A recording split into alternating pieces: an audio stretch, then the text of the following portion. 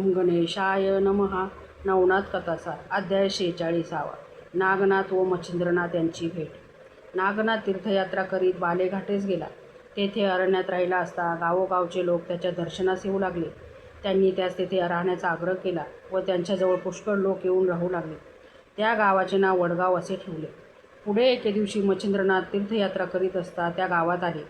तेथे नागनाथाची कीर्ती त्यांच्या ऐकण्यात आली. मग मच्छिंद्रनाथ नागनाथाच्या दर्शनास गेला असता दरवाजातून आत जाताना दाराशी असलेल्या शिष्यांनी त्यास हरकत करून आत जाताना मनाई केली.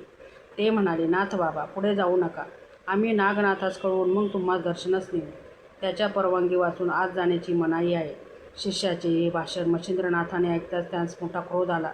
देवाच्या किंवा साधूच्या दर्शनात जाण्याची कोणाची आडकाठी नसावी अशी पद्धत असता येथे हा सर्व दांभिक प्रकार दिसतो, असे मनात आणून मच्छिंद्रनाथाने त्या शिष्यास तांडण केले. ते पाहून नागनाथाचे दुसरे 700 शिष्य धावले, परंतु त्या सर्वांना त्यांनी सर्पास्त्राच्या योगाने जमिनीवर खिळवून टाकले व ते एकमेकाच्या तोंडावर मारू लागले. तेव्हा त्यांनी रडून ओरडून आकांत केला. मठामध्ये नागनाथ ध्यानस्थ बसला होता.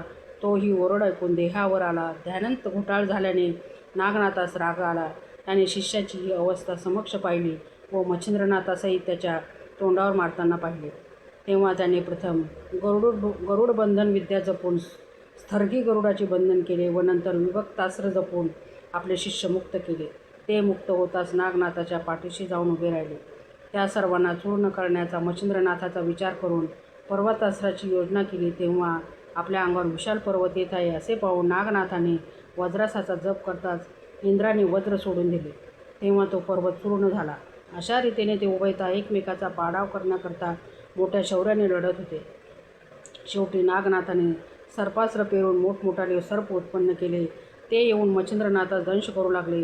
तेव्हा मच्छिंद्रनाथाने गरुडास्त्राची योजना केली, परंतु नागनाथाने पूर्वीच गरुडास्त्राने गरुडास बांधून टाकल्यामुळे मच्छिंद्रनाथास गरुडास्त्राचा प्रयोग चालेनासा झाला. सर्पांनी मच्छिंद्रनाथास फारच इजाच केली. तेणे करून तो मरणोन्मुख झाला. त्याने त्यावेळी गुरुचे स्मरण केले की देवा दत्तात्रेया, यावेळेस विलंब न करता यावं, धाव. मच्छिंद्रनाथाने दत्तात्रेयाचे नाव घेतल्याचे पाहून नागनाथ संशयात पडला. आपल्या गुरुचे स्मरण करीत असल्यामुळे हा कोण व कोणाचा शिष्य याचा शोध करण्याकरता नागनाथ मच्छिंद्रनाथाच्या जवळ गेला आणि त्यास विचारू लागला. तेव्हा आदेश करून मच्छिंद्रनाथाने आपले नाव सांगून म्हटले, माझा गुरु दत्तात्रेय, त्याचा मी शिष्य आहे. माझ्याजवळ जालंधर, नंतर भर्तरी, त्याच्या मागून रेवण या नाथपंथात प्रथमच मीच आहे, म्हणून मी दत्तात्रेयांचा वडील मुलगा आहे, अशी मच्छिंद्रनाथाने आपली हकीकत सांगितली. ते ऐकून नागनाथास कळवळा आला. त्याने लगेच गरुडाचे बंधन सोडून गरुडाचा जप केला. तेव्हा गरुड खाली उतरला व सर्प भयभीत होऊन व विष शोधून अदृश्य झाले. गरुडाचे काम होताच त्या दोघा नाथास नमस्कार करून स्वर्गास गेला. नंतर नागनाथ मच्छिंद्रनाथाच्या पाया पडला व म्हणाला, वडील बंधू पित्यासमान होईल, म्हणून तुम्ही मला गुरुच्या ठिकाणी आहात. मग त्यास तो आपल्या मठात घेऊन गेला व 1 महिना आपल्याजवळ ठेवून घेतले. एके दिवशी मच्छिंद्रनाथाने नागनाथास विचारले की तू दाराशी सेवक ठेवून लोकांना आत जाण्यास प्रतिबंध करतोस, ह्यातील हेतू काय तो मला सांग. भाविक लोक तुझ्या दर्शनास येतात. तुझ्या शिष्यांनी त्यांना जाऊ दिले नाही, म्हणून त्यांना परत जावे लागते. आपला दोघाचा तंटा होण्याचे मूळ कारण हेच. हे ऐकून नागनाथाने आपला हेतू असा सांगितला की मी निरंतर ध्यानस्थ असतो व लोक आल्याने ध्यानभंग होतो, म्हणून दाराशी रक्षक ठेवले. त्यावर मच्छिंद्रनाथाने त्यास सांगितले की असे करणे आपणास योग्य नाही. लोक पावन व्हावयास आपल्याकडे येतात व ते दारापासून मागे जातात, तरी आत्तापासून मुक्त द्वार ठेव, असे सांगून मच्छिंद्रनाथ तीर्थयात्रेस गेले. इकडे दाराशी मनाई नसल्यामुळे नागनाथाच्या दर्शनास लोकांची गर्दी होऊ लागली. त्या नाथाच्या शिष्यातच गुलसंत म्हणून एक शिष्य होता. त्याची स्त्री मठात मृत्यू पावली. तिला नाथाने उठवले.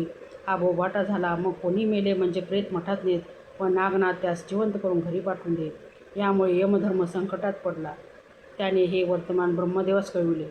मग ब्रह्मदेव स्वत वडवाळेस येऊन त्यांनी नाथाचा स्तव करून ते अद्भुत कर्म करण्याचे बंद करविले.